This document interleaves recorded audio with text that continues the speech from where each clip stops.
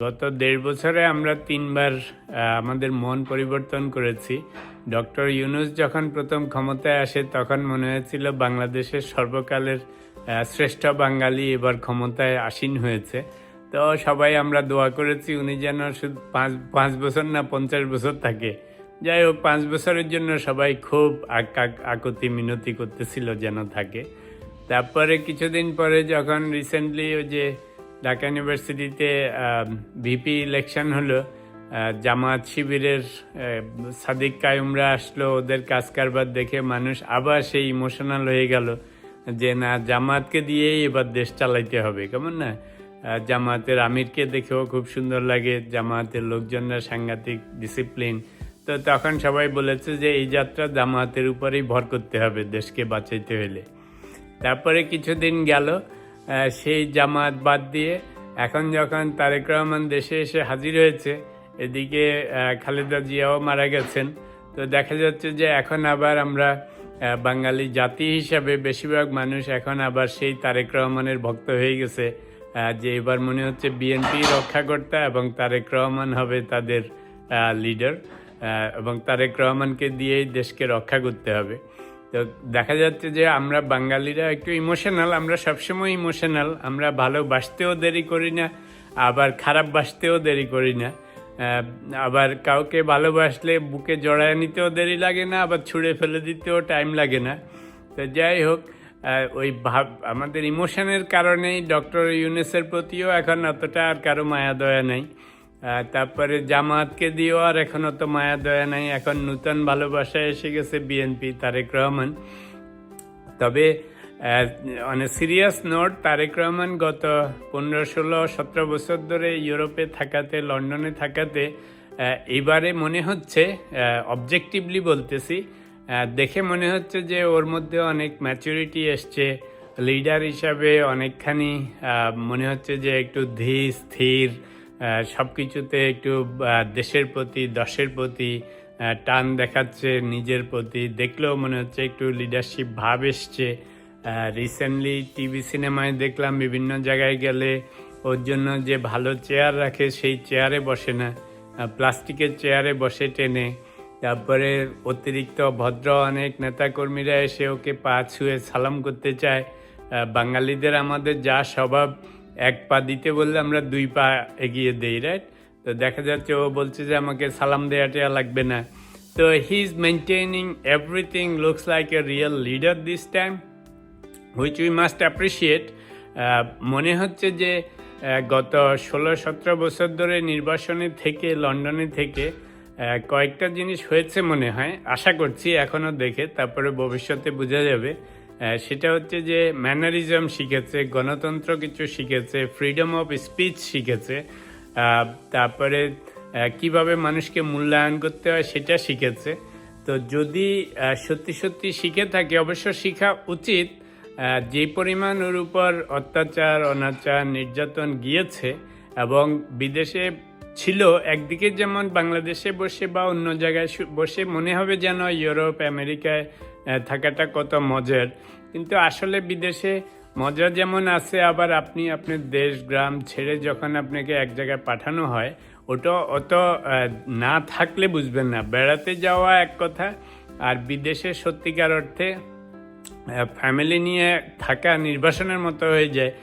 বিদেশি লাইফ অত কিন্তু মজা না, বেড়ানোর মতো অত মজা না। আপনি বেড়াতে গেলেন 7 দিন 10 দিন, নদী বা স্নো, খাল, ব্রিজ এসব দেখলেন, বিদেশি সুন্দর মানুষ দেখলেন, ইজ ফ্যান্টাস্টিক। কিন্তু আপনাকে যদি পাঠিয়ে দেওয়া হয় বছর পর বছর থাকতে, তখন কিন্তু অতটা ফান না। এনিওয়েজ, তো পয়েন্ট হচ্ছে যে 17 বছর নির্বাসনে থেকে নিজের উপর যত অন্যায়, অত্যাচার এসব হয়েছিল সেগুলি সহ্য করে ব্রিটিশ কায়দার গণতন্ত্র শিখে সব মিলে মনে হচ্ছে যে এবার ওর কিছু ম্যাচুরিটি এসছে। তো এখন দেখা যাবে নির্বাচন পরবর্তীকালে। এখনকার ভাব দেখে মনে হচ্ছে যে সরকার, বেসরকার, রাজনৈতিক দল, জনগণ সবাই ধরেই নিয়েছে যে এই যাত্রা, ওই যে 3 নম্বর, প্রথম ছিল ইউনূস, তারপরে ছিল জামায়াত, এখন ওই 2 ভালোবাসা কেটে এখন আমরা নতুন ভালোবাসায় পড়েছি, সেটা হচ্ছে বিএনপি এবং তারেক। তো যেহেতু ইলেকশনের কাছাকাছি এসে গেছে, প্লাস খালেদা জিয়া মারা যাওয়াতে আরেকটা সিম্প্যাথি আসবে মানুষের মধ্যে।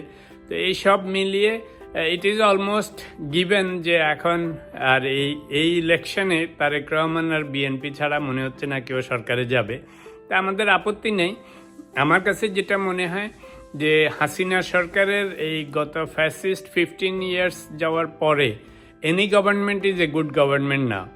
আর সেকেন্ড থিং হচ্ছে বাংলাদেশের মানুষের যে ভাব, একমাত্র আওয়ামী লীগ এবং হাসিনারা ছাড়া এই দেশের জগদ্দল পাথরের মতো কারো বসার কোনো শক্তি নেই। সেটা তারেক হোক, বিএনপি হোক, জামায়াত হোক, এনিওয়ান এলস আদার দেন হাসিনা এবং আওয়ামী লীগ। এই দেশে 15 বছরের জন্য বসে থাকার কারো সাহসও নেই, শক্তিও নেই, ইভেন ক্ষমতায় আসলেও পারবে না। ওই যে আয়নাগর গুম খুন বানানোর শক্তি, সাহস এবং ওরকম কঠোরতা শুধু আওয়ামী লীগ এবং হাসিনার ছিল। তো মোদ্দা কথা হচ্ছে, যদি এই ইলেকশনে বিএনপি আসেও, তারেক রহমান আসেও, চিন্তার কিচ্ছু কোনো কারণ নেই। খুশি মনে ইভেন জামায়াত আসলেও আমার কাছে খারাপ লাগবে না, এনসিপি আসলেও খারাপ লাগবে না, কারণ anyone other than Hasina's family and Awami League, এদেরকে ঠেঙ্গায় বাংলাদেশ থেকে বাইর করতে মানুষের 3 মাসও লাগবে না। আপনাদের মনে আছে এরশাদের আমলে এরশাদকে বেশি দিন শান্তিতে থাকতে দেয়নি বাংলাদেশি মানুষ। মইনিউরা 1-2 বছর পরে দেশ ছেড়ে পালাইতে হয়েছে, মনে আছে?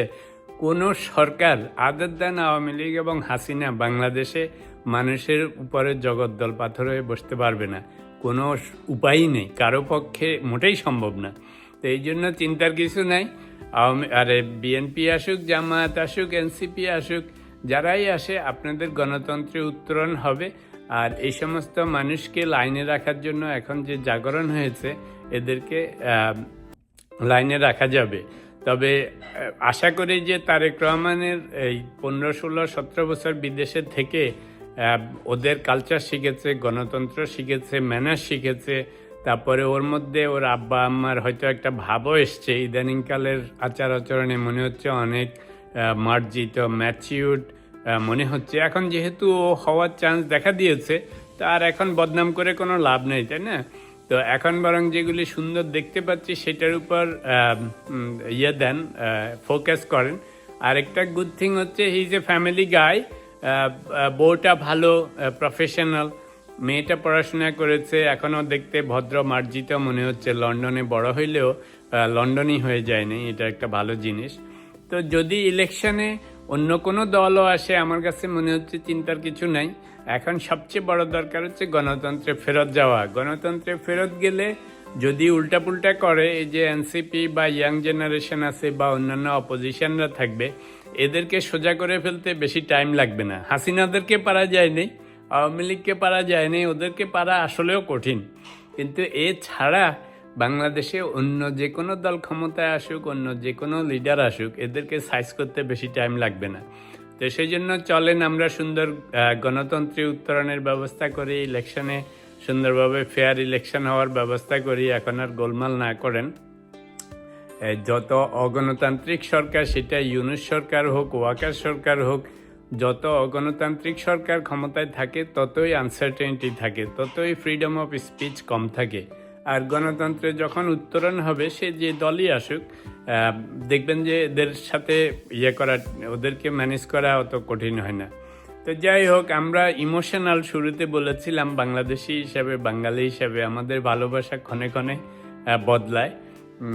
ভালো যখন বাসি বুকে জড়ায় নেই, ভালো যখন বাসি না তখন ছুঁড়ে ফেলি। সেটা দেখেছেন ইউনূসের প্রতি ভালোবাসা, সে ভালোবাসা বেশি দিন টিকে নেই। তারপরে জামাতের প্রতি ভালোবাসা, সেটাও বেশি দিন এখন টিকে নেই। এখন আমরা নূতন ভালোবাসায়, we are in love with BNP and Tarique Rahman. It's not me individually, I am saying as a country.